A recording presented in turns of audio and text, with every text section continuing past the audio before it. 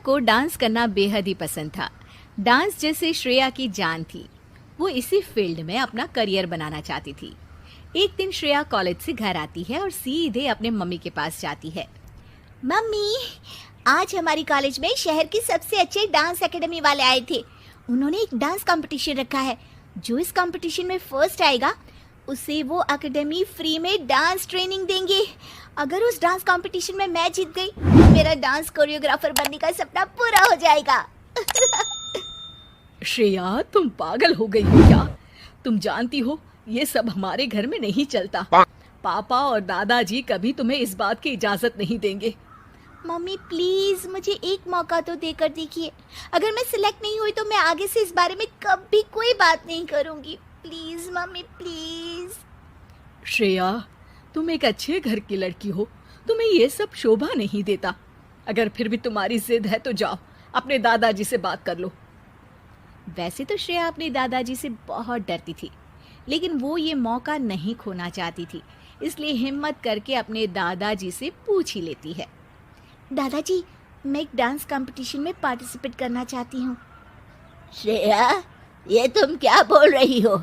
हमारे घर के संस्कार नहीं है कि हमारे घर की बहू बेटियां दूसरों के सामने नाचे। दादाजी प्लीज, ये मौका मुझे दोबारा नहीं मिलेगा। मैंने कह दिया ना, ना मतलब ना। हम तुम्हें कॉलेज में पढ़ा रहे हैं, यही तुम्हारे लिए बहुत बड़ी बात है। घर में अपनी माँ से घर के कामकाज सीखो ताकि कल ससुराल जाकर हमारा नाम रोशन कर सको। और आज के बाद अपनी जिंदगी में दोबारा डांस का नाम मत लेना। श्रेया बेहद दुखी हो जाती है और अपने कमरे में जाकर बहुत रोने लगती है। उस दिन के बाद से श्रेया को कभी डांस करने का मौका नहीं मिला। श्रेया की डांस करने की इच्छा दिल के कोने में कहीं दबकर ही रह जाती है। श्रेया के परिवार वाले बेहद ही पुराने ख्यालात के थे, इसलिए उन्होंने ग्रेजुएशन के बाद श्रेया की शादी कर दी। वो अपने ससुराल आ गई और बखूबी अपने ससुराल का काम संभालने लगी, क्योंकि श्रेया को तो यही सिखाया गया था कि तुम एक लड़की हो, तुम्हारा काम सिर्फ घर संभालना है, अपने सपने पूरे करना नहीं। ऐसे ही श्रेया की जिंदगी बीत रही थी। एक दिन श्रेया के ससुराल में कोई नहीं था। घर का हर सदस्य किसी न किसी काम से बाहर गया हुआ था। श्रेया म्यूजिक लगाकर डांस करने लगती है। वो डांस में इतनी खो जाती है कि उसे पता ही नहीं चलता कि कब उसकी सास वहां आ जाती है। अरे श्रेया, तुम डांस भी करती हो? सास की आवाज सुनकर श्रेया घबराकर म्यूजिक बंद कर देती है। घबराहट में श्रेया के पसीने छूटने लगते हैं। वो सोचती है कि अगर इस बात की शिकायत उसके मायके में कर दी तो क्या होगा। माँ जी, मुझे माफ कर दीजिए, मुझसे गलती हो गई। अरे बेटा, इसमें माफी मांगने वाली क्या बात है? हमें तो पता ही नहीं था कि हमारी बहू रानी इतना अच्छा डांस करती है, और तुमने हमें कभी बताया क्यों नहीं?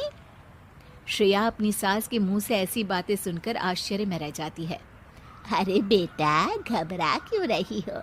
बात करो मुझसे। जी, मुझे घर में मना किया गया था कि ससुराल जाकर मुझे इस बारे में कोई बात नहीं करनी है।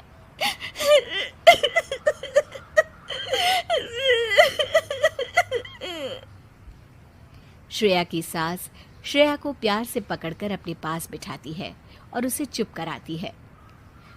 फिर श्रेया अपनी सास को बताती है कि किस तरह से उसके मायके वालों ने उसके इस सपने को कुचल कर रख दिया। मुझे तो आश्चर्य होता है बेटा कि इस जमाने में भी लोग बेटियों पर इतनी पाबंदी लगाते हैं। अब तू हमारे घर आ गई है, हमारे घर की बेटी है। हमारी बहू का सपना पूरा करना हमारी जिम्मेदारी है। मैं आज ही सुनील से बात करती हूँ कि वो तेरे लिए एक डांस क्लास खोल दे, ताकि तू अपना सपना भी पूरा कर पाए और तेरे ही जैसी और बहुत सी लड़कियों का भी।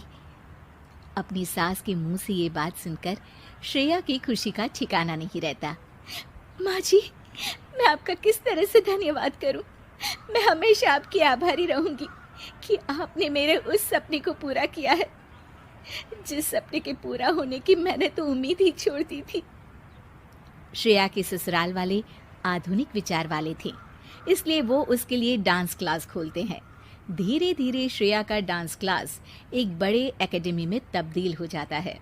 इस तरह डांस क्लास के जरिए श्रेया की जिंदगी का सबसे बड़ा सपना पूरा हो जाता है।